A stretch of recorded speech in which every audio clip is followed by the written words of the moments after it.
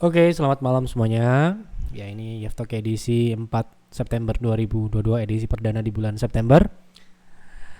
Seperti biasa, malam ini kita akan memberikan update IHSG dan saham-saham yang sudah masuk di kolom komentar Yeftok edisi terakhir.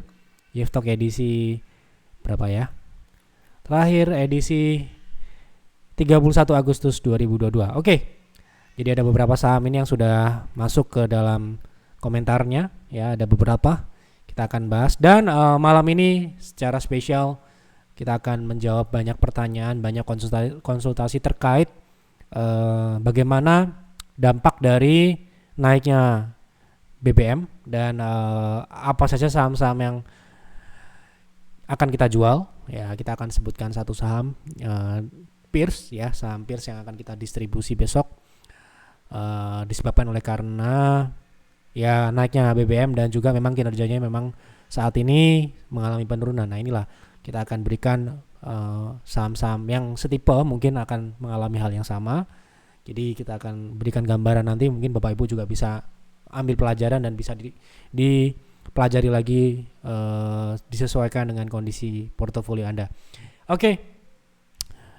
Kita awali dulu dari IHSG dulu, secara teknikal seperti apa kita sudah jelaskan di stock call edisi minggu ini, yang mungkin saat video ini kita publish Bapak Ibu sudah membaca stock call, ya, bahwa IHSG lanjutkan koreksi konsolidasi gitu ya. Nah, saat ini IHSG masih dalam konsolidasi di rentang 7.200 sampai dengan 7.100 dan posisi MACD saat ini masih dead cross dan mengalami perlambatan turun. Ini mengindikasikan potensi lanjutan koreksi setelah beberapa kali gagal menembus 7.200. Dengan adanya sentimen harga bahan bakar minyak yang mengalami kenaikan, resmi mengalami kenaikan, ini merupakan sentimen yang kurang terlalu baik gitu ya. Ya, dan kemungkinan IHSG bisa saja mengalami penurunan lebih dari 7.100 di minggu ini gitu ya. Kita akan lihat besok bagaimana. Yang jelas yang terpenting adalah kita antisipasi itu, ya. Masalah IHSG kemana, yang penting kita harus antisipasi. Oke, kita langsung bahas terlebih dahulu pertanyaan atau komentar di Yeftok edisi 31 Agustus. Yang pertama, saham Avia. Mohon dibahas saham Avia, bagaimana fundamentalnya dan arah tren sekarang, potensi bisa turun sampai level berapa. Kita coba lihat Avia. Sepertinya saham baru, ya. Oke, saham baru rilis atau baru IPO di Desember. Oke, kita coba lihat fundamentalnya terlebih dahulu. Secara fundamental bisa dikatakan cukup baik, ya. Di sini konsisten tumbuh meskipun pertumbuhannya memang tidak signifikan. Tumbuh, ya, positif untuk revenue, kemudian untuk laba bersih juga relatif tumbuh, ya. Kemudian untuk kuartal awal tahun ini kita belum bisa mengcompare, di sini tidak ada data. Yang jelas dari tahun ke tahun relatif tumbuh, dan secara profitabilitas coba kita lihat sepertinya lumayan di angka berapa kita lihat. Untuk net marginnya sekitar 22%, ya. Ini kategori bisnis yang cukup bagus. Kalau kita lihat dari profitabilitas cukup stabil, bahkan cenderung mengalami peningkatan di beberapa tahun terakhir, ya. Dari terendahnya hanya 16,9 dan rata-rata kita lihat ini di sini di atas 20, ya. Artinya ini sangat baik untuk dari sisi profitabilitas, ya. Kemudian untuk dari laba operasionalnya juga di atas 20, ya. Ini cukup baik, ya. Gitu. Bisa dikatakan fundamentalnya oke. Lalu bagaimana secara teknikal? Saat ini memang ini saham relatif baru. Kalau kita lihat terakhir, saham ini sudah menutup upper shadow. Secara teknikal ini trennya masih turun, ya. Jelas ini tren turun. Setelah dia mematahkan tren naik, saat ini sedang ya akan konsolidasi di rentang 960 dengan support di 710 sepertinya, ya. Jadi memungkinkan saham ini dalam fase koreksi ini tentu saja ada swing-swing yang menarik, seperti halnya yang terjadi kenaikan-kenaikan kecil, ya. Nah, ini untuk saham ini kita bisa lihat konsolidasinya itu di di EMA yang cenderung tidak menunjukkan arah tren atau mendatar gitu, ya. Nah, tentu saja ini adalah kondisi yang kurang terlalu baik, ya, kalau kita lihat dari teknikal. Namun untuk swing saat ini, potensi swing atau pullbacknya ke EMA 60, ya, perkiraan itu Kita lihat cukup atau tidak. Menurut kami ini tidak terlalu menarik ya saat ini. Kecuali dia bisa break di atas EMA 60 lagi, mungkin bisa saja dia menguji kembali 960. Jadi sementara ini potensinya pullback ke 845. Itu sekitar 5% ya. Kemudian proteksinya di 3% kalau itu trading ya, gitu. Kalau dari pertanyaannya ada fundamentalnya mungkin untuk invest. Jadi untuk invest mungkin ya bisa dikatakan mungkin bisa sabar tunggu di bawah ya sementara ini. Kalau bisa dikasih di harga lebih rendah ya itu bagus. Oke. Lanjut dari Bu Desi. Halo Pak, saham seperti ASPI apakah menarik untuk ditradingkan mengingat volume transaksinya yang kadang ramai tapi kebanyakan sepi? Kira-kira arahnya kemana? Mohon pembahasan dan masukannya jika ingin trading di saham ini, risk rewardnya bagaimana? Masuk kapan? Jadi ketika kita melihat saham itu sepi, kadang nggak ada transaksi, kadang rame gitu. Nah, kapan kita masuk yang tepat gitu ya? Nah, kalau kita tergantung ya posisi kita tuh ingin diposisikan seperti apa. Kalau kita invest tentu saja ya kita masuk aja asalkan harganya itu masih masuk dalam rentang akumulasi kita. Tapi kalau trading ya namanya trading, kita harus mencari saham yang dalam posisi lagi bergerak atau ada transaksi tentu saja ya. Transaksinya cukup untuk kita masuki. Nah, ini setiap orang memiliki kalkulasi sendiri-sendiri ya, modalnya berbeda, hitungannya akan berbeda. Yang jelas kalau sahamnya kadang sepi, kadang nggak ada transaksi, yang mending ketika tidak ada transaksi jangan beli dulu. Ikuti ketika dia memang sudah mulai menunjukkan peningkatan transaksi dan secara teknikal memang mendukung dia untuk potensi naik. Ada potensi naik gitu ya. Itu seperti itu kira-kira kalau secara umum, gambaran secara umum. Ini tidak ke ASPI saja ya, ke semua saham seperti itu. Kalau saham itu kadang sepi, kadang rame kan, ada kan saham yang dalam tanda kutip gorengan itu ya kadang sahamnya sepi, kadang rame gitu ya. Nah, kita harus jangan sampai kita terjebak pada posisi dia sepi, ya kan? Nah, kalau kita mau trading, apalagi untuk fast trade ya, tunggulah dia bergerak atau menunggu ada transaksi yang rame gitu ya. Nah, untuk risk reward saat ini mengabaikan transaksi yang sepi, secara risk harusnya lebih rendah daripada potensi rewardnya karena dia uptrend juga posisi saat ini. Potensi upside-nya sekitar 20-an% ke upper shadow ini, atau paling tidak ke solid bar-nya ini sekitar 14%, di atas 10% dengan risk paling tidak 5-6%. Ya, jadi kalau risk reward-nya menarik ya, mengabaikan transaksi sekali lagi. Gitu ya, Bu Desi, semoga menjawab. Kemudian dari Pak Indra, mau tanya, Meta untuk swing trade batasan TP1, 2, 3 berapa ya? Stop loss-nya saya ada di posisi 172. Ini minta trading plan ya. Sudah beli di 172. Kita lihat Meta sekarang harganya berapa. Oke, Meta sekarang ini posisinya di 180 ya. Terakhir kita juga kalau tidak salah bulan kemarin kita juga masuk di Meta ini ya, di PTR ya. Sebentar saya cek trading plan-nya seperti apa. Ini supaya kita cocokkan. Jadi kita beli itu tanggal sudah agak lama, bulan Juli tanggal 26 ini ya. Targetnya 176. Berarti sekarang ini di target kedua kita ya, ini ya. Sebentar, saya tunjukkan dulu kita trading plan seperti apa. Ini merujuk ke private trading room ya.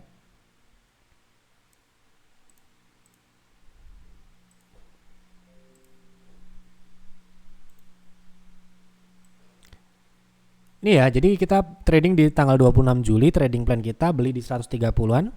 Kemudian TP1-nya 145, TP2-nya di 176. Artinya Pak Indra belinya di area TP kita gitu ya. Kenapa kok PTR memasang TP di situ? Nanti kita akan coba lihat. Ya, jadi TP2 itu sudah tercapai ya, sekarang harga 180 ya. Nah, kenapa 172 kita jadikan target? Ini bulan Juli ya.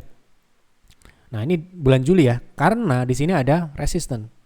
Ya, kita masang di 172 tidak tepat, 176 ya, di upper shadow tepat ya. 176. Nah, sudah tercapai kemarin. TP1-nya sudah tercapai jelas. TP kedua baru tercapai kemarin di Agustus akhir. Ya, sebelumnya naiknya hanya 169 saja. Nah, saat ini memang posisi Meta sudah keluar dari fase konsolidasi ini ya. Nah, berarti potensi target berikutnya adalah di 1,618, yaitu di harga 200 sampai dengan 206. Kemudian proteksinya di berapa kira-kira kalau misalkan posisi belinya di 176 atau katakanlah buy on breakout. Ini stop lossnya di sini di 161. Saat ini ya. Ya, saat ini risknya itu kalau dari 176, 172. Oke, 172 itu sekitar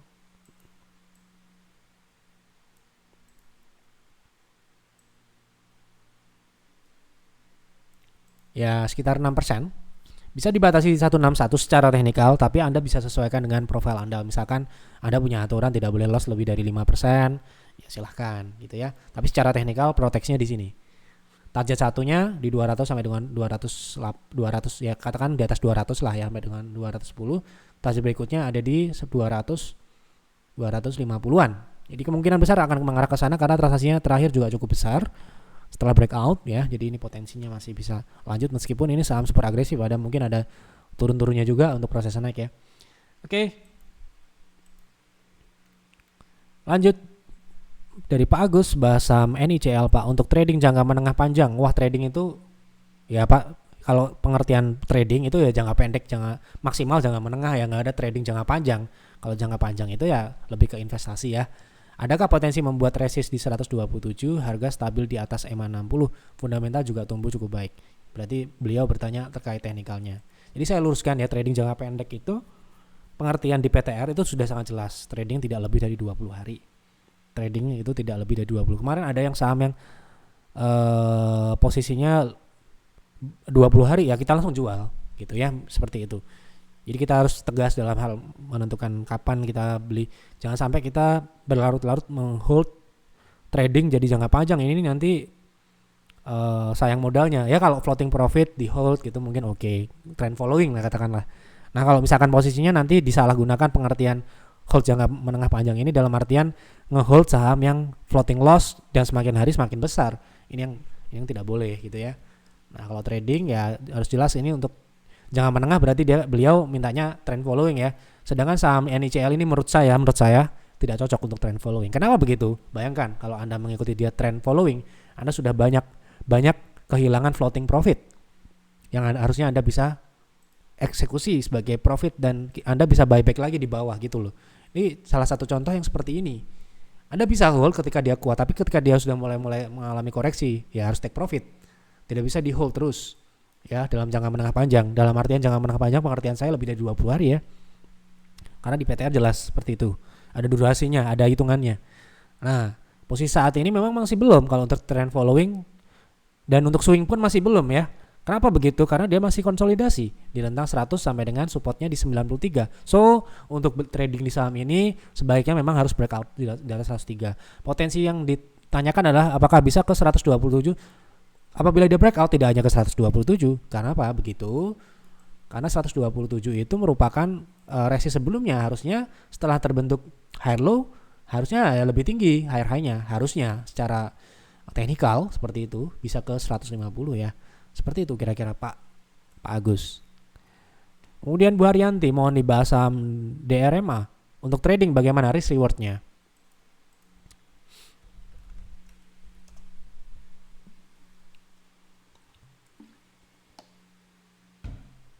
Oke, coba ya kita lihat DRMA ini posisi saat ini sedang konsolidasi ya di dalam tren naik.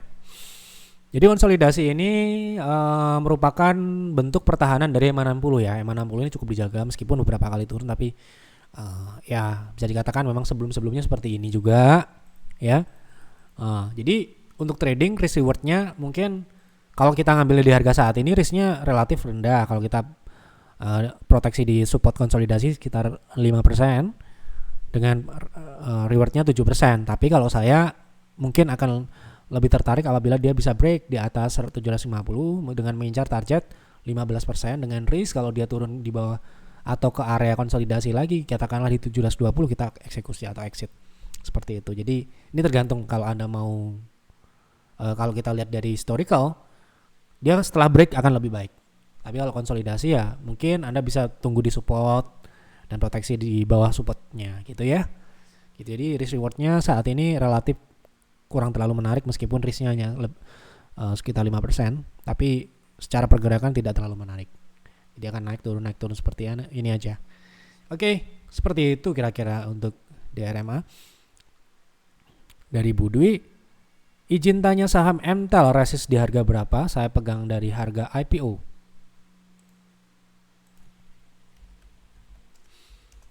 Oke, IPO di harga berarti 700, sorry, di harga 850 kali ya. Nah, IPO-nya ini ya. Oke. Pertanyaannya adalah resist ya, cuma resist ya. Oke, saya jelaskan resistnya. Jadi resist saat ini di area 825 sampai dengan 835. Jadi resist terdekatnya di situ ya. Saat ini sudah menutup gap April 2022 di harga 800 sudah tertutup. Dan sepertinya akan mengarah ke resist dan ke upper shadow ini di 890. Ini resist terdekat di 835, 825. Kemudian sepertinya mengarah ke upper shadow dalam tren naiknya ini. Oke, begitu kira-kira untuk Mtel. Kemudian tolong tanya Antam kalau mau trading masuk di berapa. Oke. Berarti kita coba lihat sekarang ini kondisinya adalah turun ya. Jadi ini posisi Antam saat ini dalam tren turun ini ya. Dan ini memungkinkan untuk Antam masih turun lagi sementara ini karena di sini juga ada gap. Kemarin banyak sekali yang bertanya tentang Antam ini, saya sarankan tunggu dulu. Ya, jadi di sini gap di 1800 ke bawah, harga sekarang 1900. Coba ditunggu dulu di situ. Selama dia tidak kembali tes EMA 60, Anda coba tunggu di situ.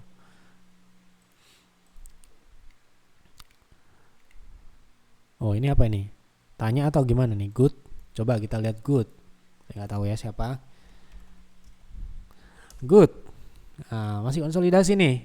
Ya, tidak terlalu menarik untuk trading tentu saja. Sementara ini ya, karena cuma kode saham. Cara dagang, lupa kali ya, cara dagang kali ya. Gimana sih ini? IHSG merosot terus. Merosot bagaimana? IHSG lagi konsolidasi kok merosot. Lihat dari mana merosot. Oke, jadi kita akan coba untuk memberikan sedikit gambaran. Ya Bapak Ibu bisa ambil ini sebagai masukan. Ya boleh sepakat atau tidak sepakat, setuju atau tidak setuju, sepaham atau tidak sepaham. Ini menurut saya pribadi. Jadi kalau ada pertanyaan seperti ini saya baca di konsultasi ya. Apakah IHSG kan turun setelah adanya kenaikan harga BBM? Yang kan minggu lalu ya banyak kan sudah bertanya. IHSG kan mulai bergejolak naik turun konsolidasi ya. Bagaimana kira-kira? Sebenarnya secara teknikal sendiri IHSG memang sudah sewajarnya terjadi koreksi, entah itu koreksi mendatar ataupun koreksi turun. Kenapa? Dia sudah dalam posisi yang naik cukup tinggi dan sudah berada di resist areanya di 7180 ya sampai dengan 7200 itu merupakan area resist yang sudah kita sering bahas itu. Kedua, secara teknikal lagi MACD-nya memang masih menunjukkan perlambatan ini dari kenaikan ini melambat ya. Nah, menurut saya dengan indikasi seperti itu IHSG masih akan uptrend ke depan dalam jangka panjang, saya yakin itu. Belum ada indikasi dia akan bearish.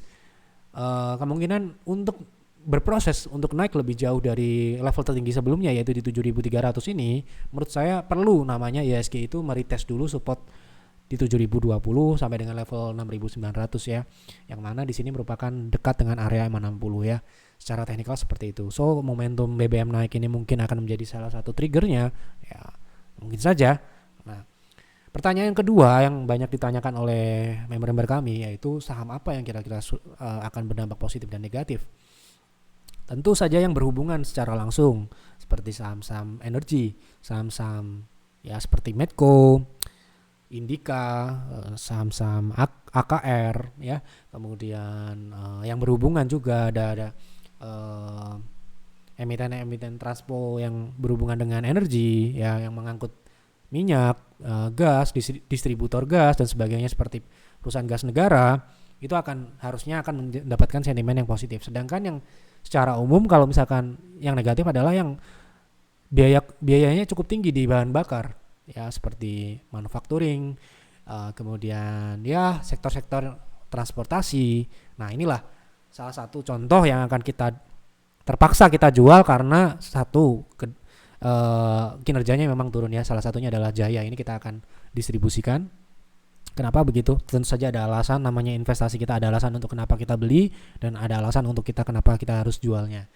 Nah, di sini Jaya sendiri sementara ini ya, kita akan melihat lagi, nanti kita akan tetap review, ini tetap emiten yang layak invest secara jangka panjang, namun secara jangka pendek ini kita akan memilih mana-mana saja yang bisa kita jual dulu, kita harus tukarkan ke emiten yang lebih baik. Nah ini salah satunya adalah Jaya, kita akan distribusikan. Kenapa? Karena kinerja semester 1 tahun ini relatif mengalami penurunan dibandingkan tahun 2021. Ya, kemudian dari sisi profitabilitasnya tentu saja mengalami penurunan dari 9,5 menjadi 8. Sehingga meskipun revenue mengalami pertumbuhan 14%, namun bottom line-nya lagi-lagi kita investor penting melihat net profit, yaitu mengalami penurunan. Jadi artinya adanya peningkatan pos-pos beban dan sebagainya. Nah, ya, jadi kita harus, salah satunya adalah emiten-emiten transpo ya. Mungkin SMDR bisa juga terdampak, seperti Temas juga bisa saja terdampak ya. Kemudian emiten-emiten yang berhubungan dengan transportasi yang lain yang tidak ada hubungan dengan energi bisa saja dia terdampak mengalami penurunan yang secara langsung kinerja fundamentalnya harusnya terdampak juga. Ya, seperti SMDR itu kalau nggak salah sekitar 20 sampai dengan 30% gitu ya. Nah, apalagi sahamnya sudah mengalami kenaikan luar biasa seperti Jaya ini, walaupun kita distribusi ini kita sudah profit ya dari Jaya sendiri gitu.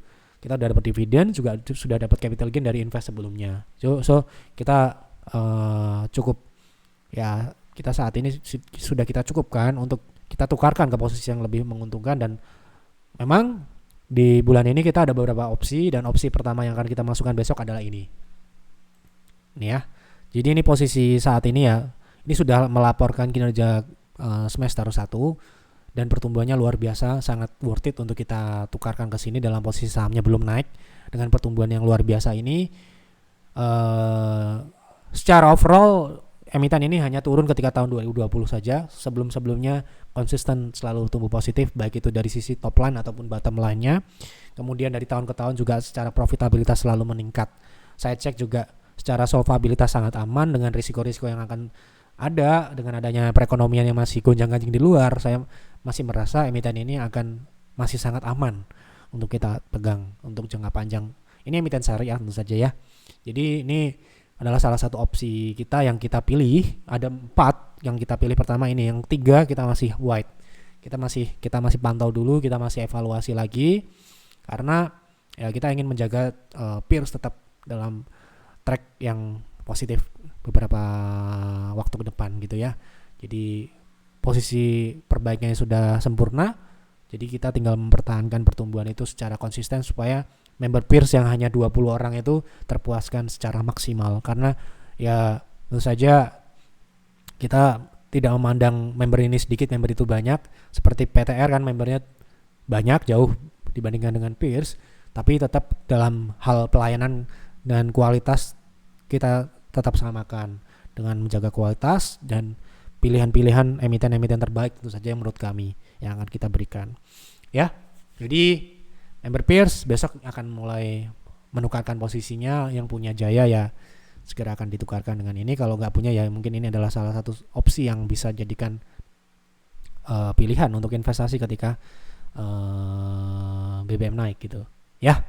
Jadi sementara seperti itu, semoga Bapak Ibu penjelasan singkat ini bisa dikembangkan lagi. Bapak Ibu silakan ambil hikmahnya, ambil pelajarannya, silakan pelajari lagi, jangan ditelan mentah-mentah, analisa lagi ya. Karena market itu ya tentu saja dinamis, bisa berubah-ubah, kadang kita menganggap dia benar, ternyata salah dan sebagainya, itu bisa terjadi. Sehingga selalu buat plan, baik itu trading ataupun investing, itu sangat penting sekali untuk kita dapat survive dan bertumbuh di market. Itu pesan saya untuk Yeftalk malam ini. Semoga dapat mencerahkan Bapak Ibu semua. Jangan lupa dukung kami dengan klik like, dengan subscribe channel ini, dan boleh di-share ke teman-teman Bapak Ibu yang juga trading dan invest saham. Bagi Bapak Ibu yang membutuhkan untuk join trading dan investasi, ingin dipandu oleh Yef, langsung join PTR, Peer dan Peers, hubungi di WA kami atau ke Telegram. WA kami ada yang baru ya, silahkan dicatat ya. Nomor WA kami ini, nomor yang WA tercantum ini sudah tidak kami gunakan. Jadi silahkan dicatat WA kami yang baru. Itu Anda bisa tanya dulu atau pelajari website kami dulu ya, 0813 2121 2121 5611. Itu adalah WA kami. Silahkan Bapak Ibu hubungi. Kalau Anda mau join, pastikan Anda sudah pelajari layanannya. Jangan cuma asal join nanti salah pilih. Anda rugi tentu saja. Jangan sampai Anda salah pilih layanan. Yang Anda trader ya joinnya PTR, kalau Anda investor ya joinnya Peer ataupun Peers. Itu saja. Selamat malam dan selamat beristirahat.